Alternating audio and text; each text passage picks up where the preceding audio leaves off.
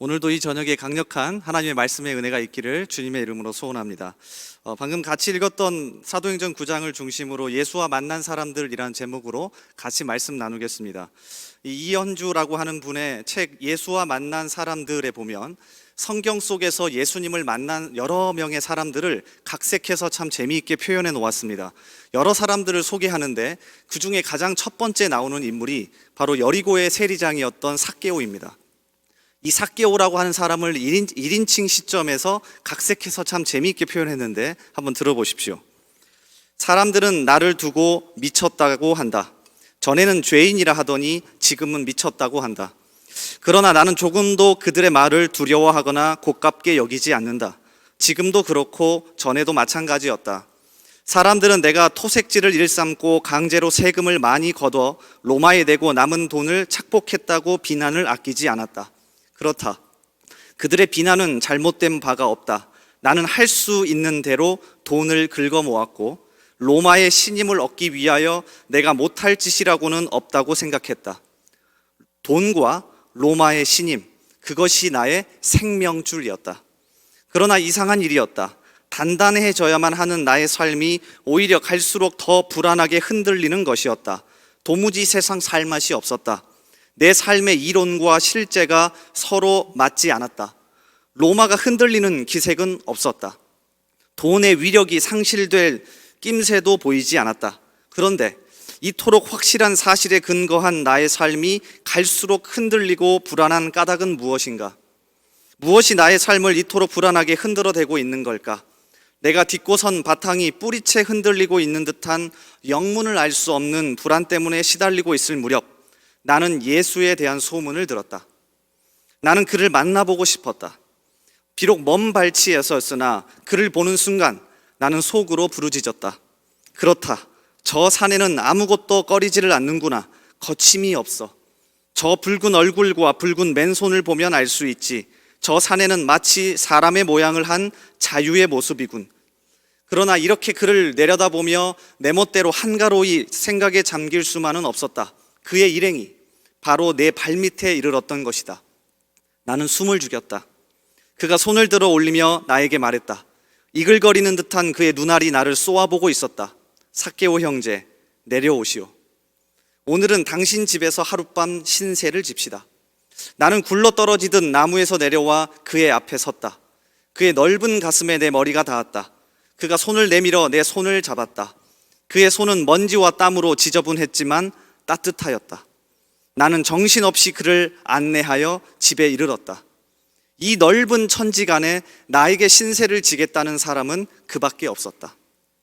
나도 남을 도와줄 수 있다는 사실을 깨우쳐 주고 또한 그것을 세상에 드러내 보여준 유일한 사람, 그가 바로 예수였다. 각색해서 표현했지만 삭개오의 입장을 너무나도 잘 표현한 책이라고 생각합니다. 우리가 잘 알듯이 누가복음 19장에 나오는 삭개오는 바로 이 시점에서, 그러니까 예수님을 진정으로 만난 이 시점에서 삶을 달리 삽니다. 더 정확하게 얘기하면 삶을 살아가는 자세와 태도가 바뀝니다. 자, 이 부분이 중요합니다. 예수를 만난 사람은 여러 가지 일이 발생하는데 그 중에 가장 중요한 것 중에 하나가 삶을 대하는 자세와 태도가 달라집니다. 삭개오뿐만 아니죠. 오늘 우리가 함께 읽은 이 사도행전 9장에 나오는 사울 역시 9장에서 예수님을 진정으로 만난 다음에 삶의 자세와 태도가 달라집니다. 9장에 오기 직전까지 사울은 유대교라고 하는 커다란 체제 안에 갇혀있는 열정 많은 포학자였죠. 그가 성경에서 제일 먼저 등장하는 장면을 보면 스데반 집사와 연관되어 있습니다. 사도행전 6장에 보면 스데반 집사가 성령이 충만해서 예수를 증거하는 일을 예루살렘에서 열심히 하고 있습니다. 자, 이게 별로 좋지 않아 보여서 당시 종교 지도자들이 거짓 증인을 세워서 공회에 재판을 세웁니다. 사도행전 6장 10절 이하에 스데반이 지혜와 성령으로 말함을 그들이 능히 당하지 못하여 사람들을 매수하여 말하게 하되 이 사람이 모세와 하나님을 모독하는 말을 하는 것을 우리가 들었노라 하게 하고 백성과 장로와 서기관들을 충동시켜 와서 잡아가지고 공회에 이르러, 자, 이렇게 재판을 받는데 스데반이 역시 이번에도 성령이 충만하여 구약 성경 전체를 예수님과 연결시켜서 어마어마한 복음적인 설교를 합니다. 이게 바로 사도행전 7장 전체의 이야기입니다. 대단하죠. 이렇게 대단한 설교를 마친 다음에 결국 그들에게 돌로 쳐 죽임을 당합니다. 사도행전 7장 57절 이하에 그들이 큰 소리를 지르며 귀를 막고 일제히 그에게 달려들어 성 밖으로 내치고 돌로 칠세. 그런데 이 스데반 집사의 뒤에서 이것을 마땅히 여기던 한 청년이 등장하는데 바로 사울입니다. 7장 58절에 성 밖으로 내치고 돌로 칠세, 증인들이 옷을 벗어 사울이라 하는 청년의 발 앞에 두니라. 사울은 그가 죽임당함을 마땅히 여기더라. 이 사건이 얼마나 충격적이었는지 나중에 예수 믿고 회심한 다음에도 기억에서 지울 수가 없었습니다. 그래서 사울이 나중에 사도행전 22장에서 이 일을 회상하면서 이렇게 이야기하죠. 또 주의 증인 스데반이 피를 흘릴 때 내가 곁에 서서 찬성하고 그 죽이는 사람들의 옷을 지킨 줄 그들도 아나이다. 사울은 구장에 오기까지 굉장히 포악한 사람이었습니다. 구장은 어떤 내용입니까? 아예 자기의 전 재산과 전 열정을 걸고 다메섹으로 가서 예수 믿는 사람을 잡아오려고 출발한 여행으로 시작하죠. 사도행전 9장 1절과 2절 보십시오. 사울이 주의 제자들에 대하여 여전히 위협과 살기가 등등하여 대제사장에게 가서 다메섹 여러 회당에 가져갈 공문을 청하니 이는 만일 그 도를 따르는 사람을 만나면 남녀를 막론하고 결박하여 예루살렘으로 잡아오려 함이라. 그런데 이렇던 사울이 예수님을 만난 다음에 완벽하게 달라집니다. 그러니까 삶의 태도와 자세가 달라지죠. 사울의 첫 사역지, 처음으로 사역한 교회는 안디옥 교회입니다. 자신의 고향인 다소에서 열심히 살고 있었는데 바나바가 이 사울을 다시 데려와서 안디옥 교회에서 함께 사역합니다. 무슨 일이 벌어집니까? 얼마나 열심으로 사역을 했던지 사도행전 11장 25절 이하에 바나바가 사울을 찾으러 다소에 가서 만남의 안디옥에 데리고 와서 둘이 교회에 1년간 모여 있어 큰 무리를 가르쳤고, 그러니까 1년만 사역했을 뿐인데 제자들이 안디옥에서 비로소 그리스도인이라 일컬음을 받게 되었더라. 처음으로 교회 밖의 사람들이 예수 믿는 성도들을 향하여서 너희는 그리스도에게 모든 것을 건 그리스도인이야 라고 불러주었습니다. 사울이 얼마나 열심히 사역했는지 알 수 있죠. 특히 사도행전 20장에 나온 에베소 교회를 떠나면서 에베소 교회 장로들을 불러 모아놓고 한 이 고별 연설, 설교는 사울이 어떤 태도와 자세를 가지고 살았는지를 정확하게 알 수 있습니다. 아마 여러분 잘 아시는 말씀일 겁니다.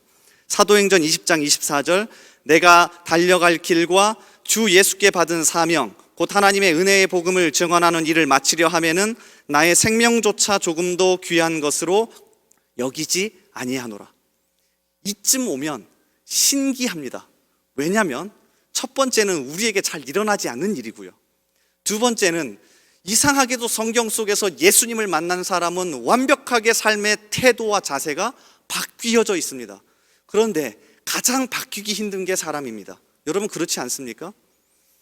아마 한 달 전쯤에 삼성그룹의 2대 회장인 이건희 씨가 사망했습니다. 이건희 씨는 삼성의 아이콘으로 두 가지를 꼽았는데 혁신과 변화였습니다. 삼성인이라면, 삼성에 다니는 사람이라면 변화하고 바뀔 수 있어야 한다는 것을 심어주고 싶었어요. 그래서 심지어 이렇게까지 얘기했습니다. 마누라와 자식 빼고 다 바꿔라. 대단하지 않습니까? 그런데 실제로 시간이 지난 다음에 우스갯소리로 하나도 바뀐 것은 없고 마누라와 자식만 바뀌었다고 할 정도로 사람이 바뀌는 건 쉽지 않습니다. 그런데 오늘 말씀만 들여다보더라도 성경 속에서 예수님을 만난 사람은 누구든지 삶의 자세와 태도가 바뀝니다. 성경 속의 인물만이 아닙니다. 실제로 이후의 역사 속에서도 예수님을 진정 만난 사람은 반드시 삶의 자세와 태도가 바뀌었습니다. 합신대학교에서 한국교회사를 가르치는 김영재라고 하는 교수님이 있습니다.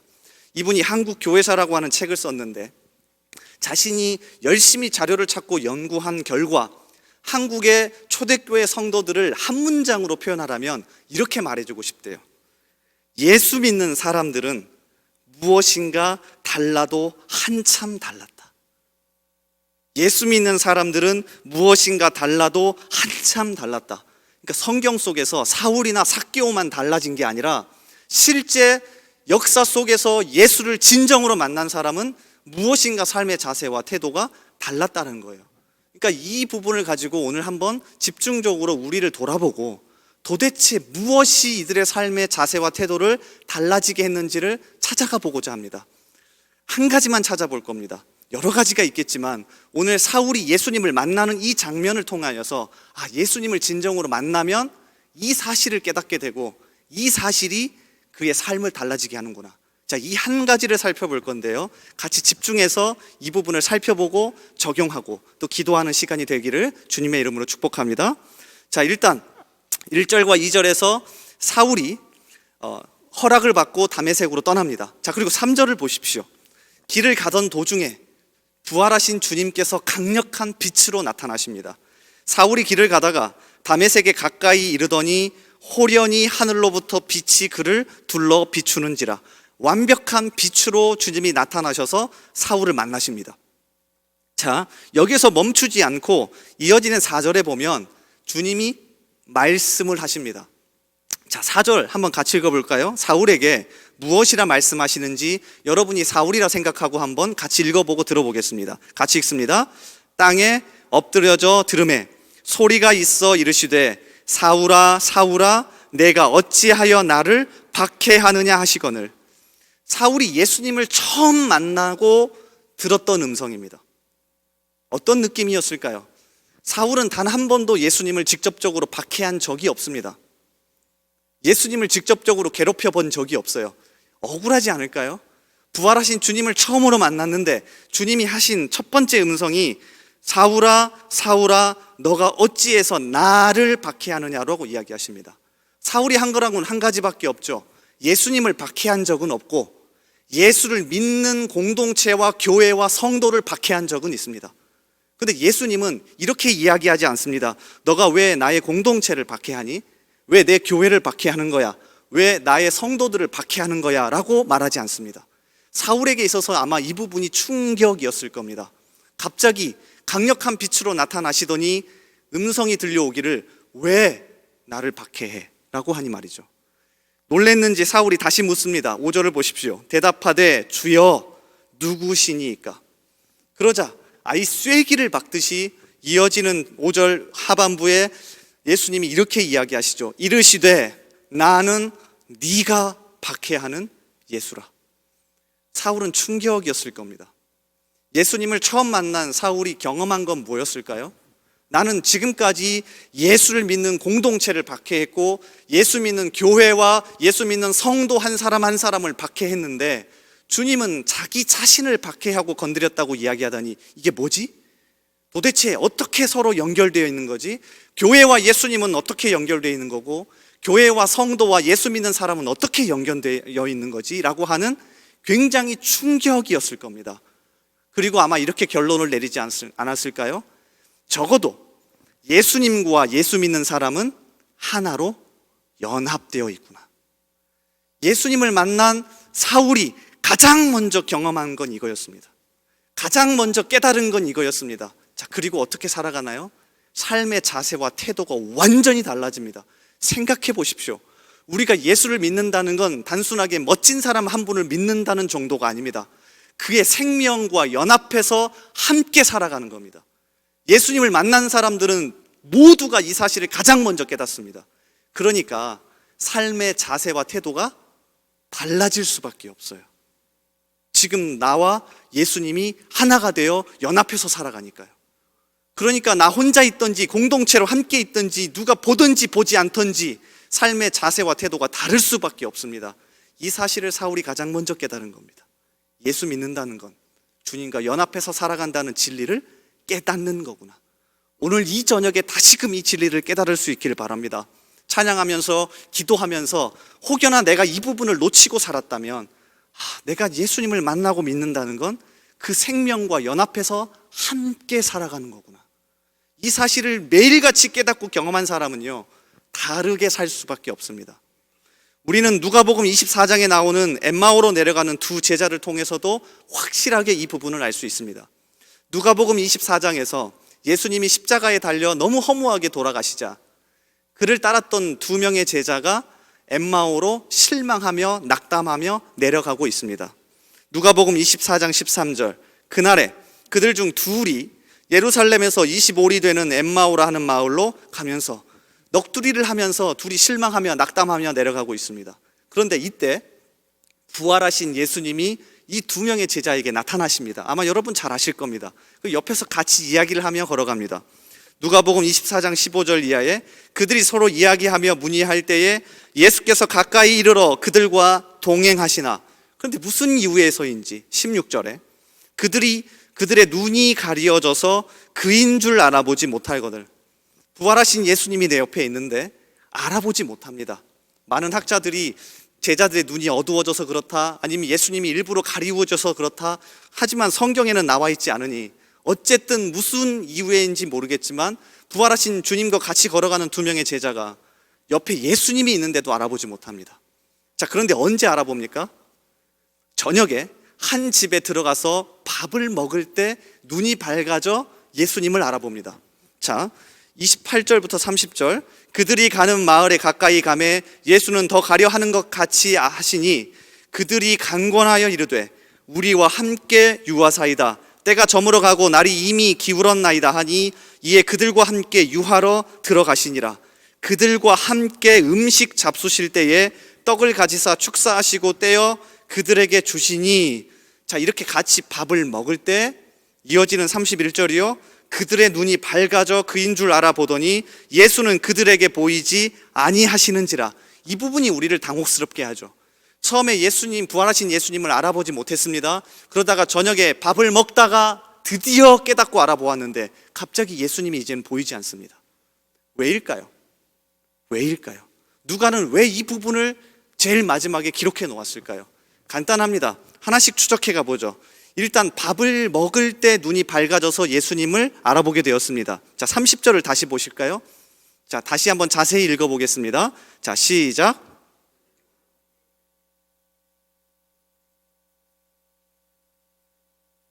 그들과 함께 음식 잡수실 때에 떡을 가지사 축사하시고 떼어 그들에게 주시니. 자, 어떤 장면입니까? 누가는 일부러 이 단어를 사용한 게 확실합니다.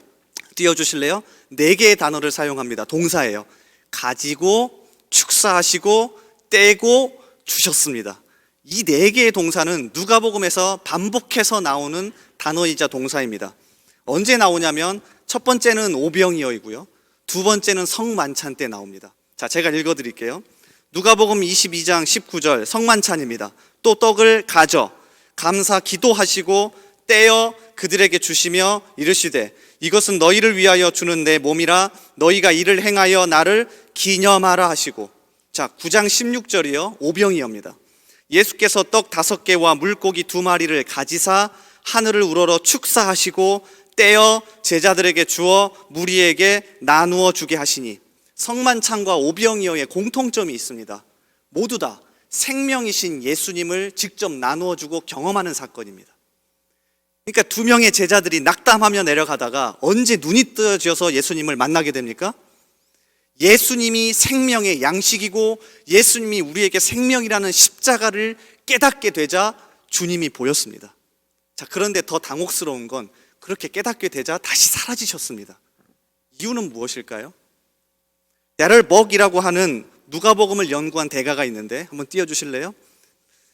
이 부분에 대해서 이 사람만큼 잘 설명한 사람이 없습니다. 이렇게 이야기합니다. 떡을 떼서 그들과 나누는 사건, 예수님의 몸과 피를 나누는 사건, 그것을 이해하는 순간 예수님은 더 이상 그들에게 보이지 않았다. 그 이유는 무엇인가? 이제 신자와 그리스도와의 완전한 연합을 의미한다. 제자들이 겨우겨우 십자가를 깨닫고 예수님을 알아보고 만났습니다. 그 순간 사라져버렸죠. 이유가 뭐예요? 이제는 연합해서 살아가는 겁니다. 이게 기독교의 신비 아닙니까? 여러분, 만약에 이 신비로운 사실을 깨닫지 못하고 놓쳐버리고 산다면 신앙생활의 굉장히 많은 부분을 놓쳐버리시는 겁니다. 왜 우리가 삶의 자세와 태도에서 항상 실패합니까?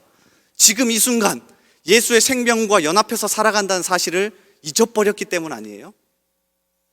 C.S. 루이스라고 하는 영국교회의 대표적인 기독교 지성이 있습니다. 그가 순전한 기독교라고 하는 책에서 이 부분을 참 잘 설명합니다. 한번 들어보십시오.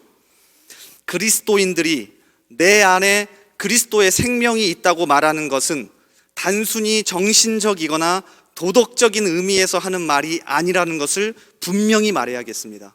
나는 그리스도 안에 있다거나 그리스도가 내 안에 있다는 말은 단지 머릿속으로 그리스도를 생각하고 있다거나 그를 본받고 있다는 뜻이 아닙니다. 이것은 그리스도가 실제로 그들을 통해 움직이고 있다는 뜻입니다. 그리스도인들의 전체 무리는 그리스도가 활동하는 물리적 유기체입니다. 즉 우리가 그의 몸의 세포이자 그의 손가락이며 그의 근육을 이루고 있는 것입니다. 정말로 간절히 다시 한번 이야기합니다. 이 사실을 깨달으셔야 합니다. 이 시기가 어려워질수록 내가 현재 주님과 생명과 연합해서 살아간다는 사실을 깨달으셔야 삶의 자세와 태도가 달라집니다. 이걸 깨달았던 사울이 나중에 자신의 서신서를 쓸 때마다 이 이야기를 하시는 것 아십니까?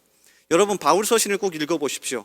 그러면 삶의 자세와 태도를 이야기할 때 빼놓지 않는 게 연합의 교리입니다. 대표적인 게 로마서 6장입니다. 6장 4절에 이렇게 이야기해요. 그러므로 우리가 그의 죽으심과 합하여 세례를 받음으로 그와 함께 장사되었나니 이는 아버지의 영광으로 말미암아 그리스도를 죽은 자 가운데서 살리심과 같이 우리도 또한 어떻게 해요? 새 생명 가운데서 행하게 하려 함이라. 로마서 6장에서 새 생명 가운데서 행하는 것, 예수 믿는 사람의 삶이 자세가 태도가 달라야 된다는 것을 설명합니다. 그런데 그 원동력으로 이야기하는 건 이어지는 5절입니다. 우리 같이 읽어볼까요? 5절. 자, 시작. 만일 우리가 그의 죽으심과 같은 모양으로 연합한 자가 되었으면 또한 그의 부활과 같은 모양으로 연합한 자도 되리라. 바울은 이 사실을 알았던 겁니다. 우리의 삶이 달라질 수 있는 원동력은 이 사실을 매일 뼈저리게 경험하고 깨닫는 수밖에 없다. 여기에 진정한 신비이자 진리가 있다. 그러므로 다시금 이 진리를 붙잡는 이 시간 되길 바랍니다. 앞에서 소개했던 삭개오의 이야기 마지막을 들려주며 설교를 마칠까 합니다. 이 삭개오 이야기 마지막을 이현주라는 작가가 아주 독특하게 표현을 합니다. 근데 이 사람도 역시 예수 만난다는 것, 예수를 진정으로 믿는다는 게 무엇인지 잘 알았던 것 같습니다. 한번 들어보십시오. 잠든 얼굴로 여기서 그는 예수님입니다. 예수님은 나에게 속삭여 주었다. 무엇을 그리 움켜잡고 있었는가?